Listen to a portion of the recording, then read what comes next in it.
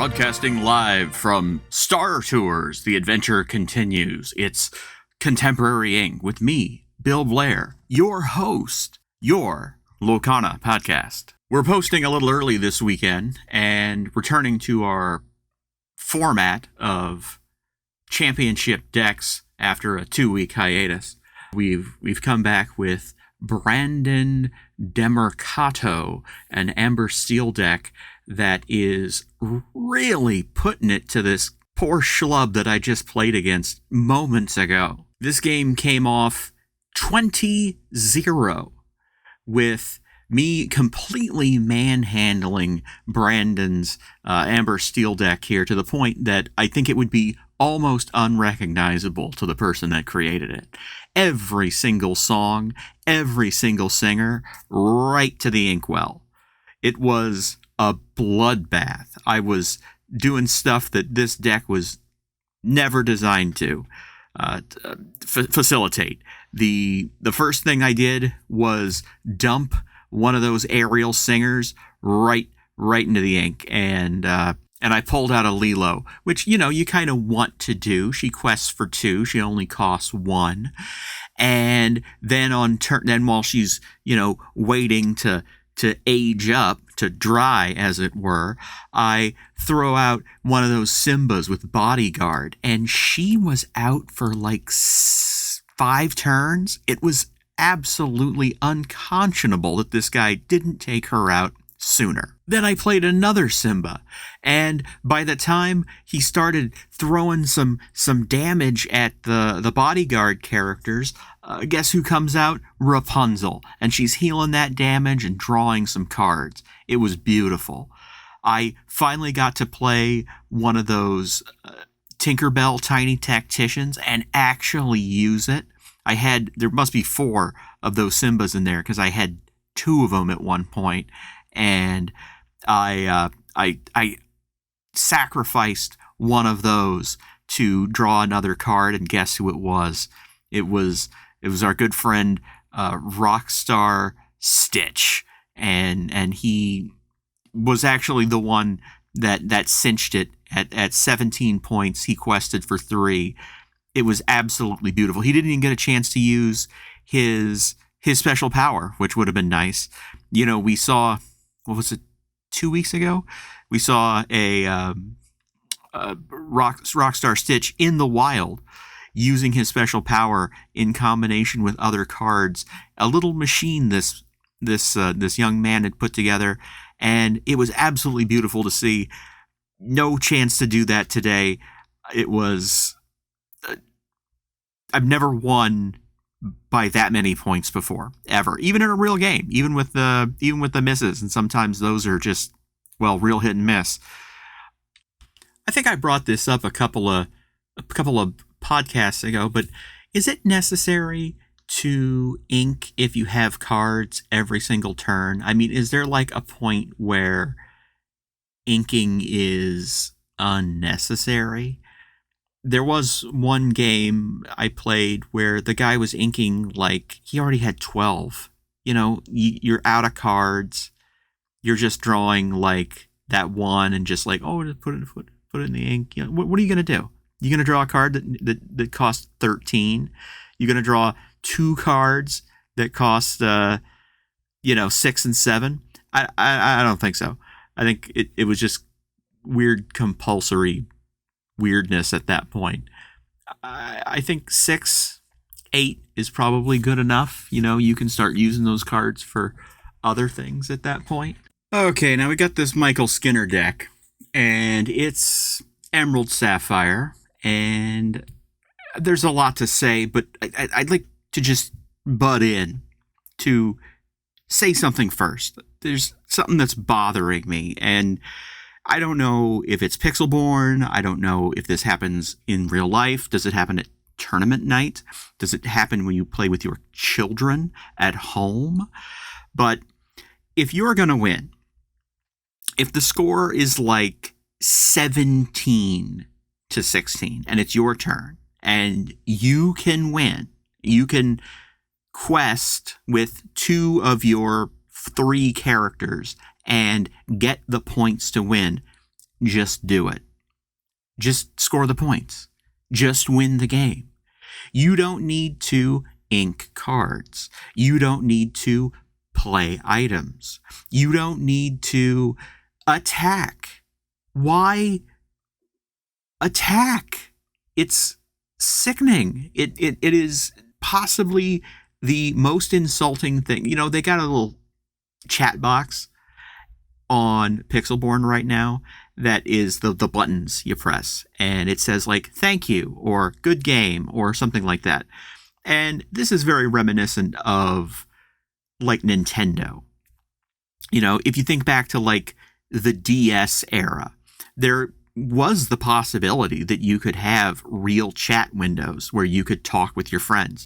Get that stylus out and punch in all those little letters one at a time to send, you know, a nice warm greeting to your friend. Or you could say something nasty, and that's why they didn't insert it in all their games. I mean, have you ever been on a Call of Duty microphone? Have you listened over a headset to these games? The things that people say are abhorrent. If you put a chat box in Pixelborn, it is going to devolve into 12-year-olds calling me the N-word in Portuguese within 5 minutes. It's going to be the thing that gets me to stop playing, or without, you know, a headset or whatever. It's ridiculous. And why would I want to start typing in the middle of a round? I'm playing the game, focusing on my cards. You know, I do my very best to hit that button to signal the end of my turn as soon as possible. If I forget for like 10 seconds to be conscientious and thoughtful, I feel terrible. And yet sometimes I'm in these games and like the timer's going, 30 seconds has elapsed and nothing has happened. I feel like I'm going to start pulling my hair out. Anyway, if you can win, please just do it. It's insulting if you don't. Anyway, this deck, and I'm not going to blame Michael because it was probably just a bad shuffle, but it was very slow, and I didn't see the mechanic here. And you know what? I'm going to be perfectly honest. I feel like I should play this again. I'm not going to. I got stuff to do. There's like churros to eat and turkey legs and Mickey premium ice cream bars that I could be eating right now, and I'm not, because I'm playing games where I've got the score is like 5-20 and I'm sick of it. So anyway, this is a bad example. If you want to play this deck, go out and do it. I'm sure you'd play a better game than I did, but not my best. So we logged in for Albert. Oh, this one's going to kill me. Berdeanas. I don't know. Ruby Amethyst deck. And this thing is full of huge Ruby cards. There is that big dragon. There is Mickey. There is Aladdin. These cards are like 6, 7, 8. I don't know, 20, 12, something. There's a lot. There's a lot of ink involved here, and I don't see where you're going to get it from, because I was barely holding it together when I pulled these two goofy Daredevil cards, and I'm like, finally, something's going to go my way. I'm going to play these two and ravage this sucker with 2 evasive cards, questing for 4 every turn. This is going to be magic. And then the guy just logged off. So I didn't actually get to finish the game with that deck. So now we're going to have to try again. I just punched in real quick to let you know before I forgot to fill you in on that little nugget there. So hold on, I'm gonna try to log back in. I don't know Albert. I don't even know how to say his last name, but his Ruby Amethyst deck is clown shoes. I'm saying it. You heard it right here. Complete clown shoes. I don't get it. It's It's terrible. The goofies are completely nonsensical. The only thing there's like one ink card in the whole deck, and it's that Archimedes owl that does nothing. I was so completely and utterly let down by this deck twice now. I can't even explain how befuddled I am by how terrible this deck is. Albert, if you're listening, I am disappointed. And I thought that maybe somehow through the magic of the internet, the guy that I was playing with had heard my pleas for sanity in how you play. He didn't. He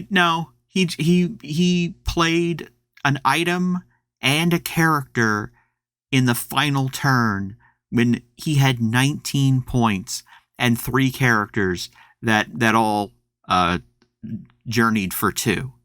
It was a questing nightmare. I could not believe it was. Yeah, it's insulting. So anyway, Albert, I hate you. We're going to move on to Ezekiel Shackelford and his Emerald Amethyst deck.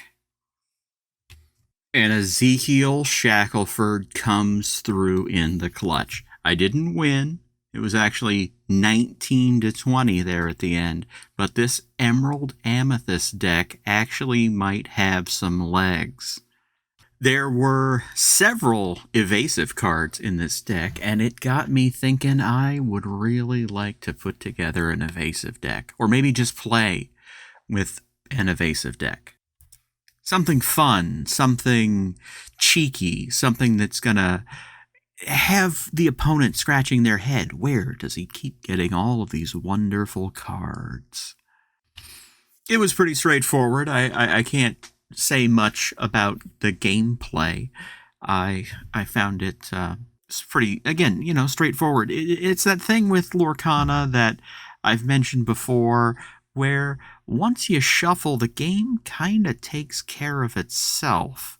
There's very few opportunities for real, head scratching. There's not a lot of moments of real concern. I feel like most of the decisions are made for you regardless of what you're doing. There was a moment where I had 3 uninkable cards in my hand, and I had enough lore to play, or lore, look at me. I had enough ink to play Friends on the Other Side, but no, and there was the option, I could have inked that. I could have inked that, but then that would have left me with nothing to play because all these big uninkable cards were sitting in my way. So I played Friends on the Other Side, pulled an inkable card, and then inked that, and then, I still didn't have anywhere to go, but at least I had inked something. I know we mentioned it at the top of the episode, but I'm here at Star Tours, and there's a chicken robot in that ride. He's working on a pad almost near the end of the queue. There's a robot that was once a chicken in America Sings, and they stripped off the feathers and just the audio animatronic underneath with some minor modifications has been serving its duty there since I think 1986. Believe it or not, I actually have been here before, many years ago. The opening year, I was just a youngling, and we had come here. The line was incredibly long, but the hype around this ride was inconceivable. So we waited, and the sun was hot. And at one point, I was actually left alone, a child, in a line full of strangers while everybody went off to get other things. It was a harrowing experience for a young person. But thankfully, with years of therapy, I've been able to overcome it. And here we are again, on a trip to Endor, or Naboo, or wherever they're flying to now. But But before I drag you back farther down memory lane, I just want to send you off, as always, ashes to ashes, funk to funky. We know Mr. Toad's a junkie.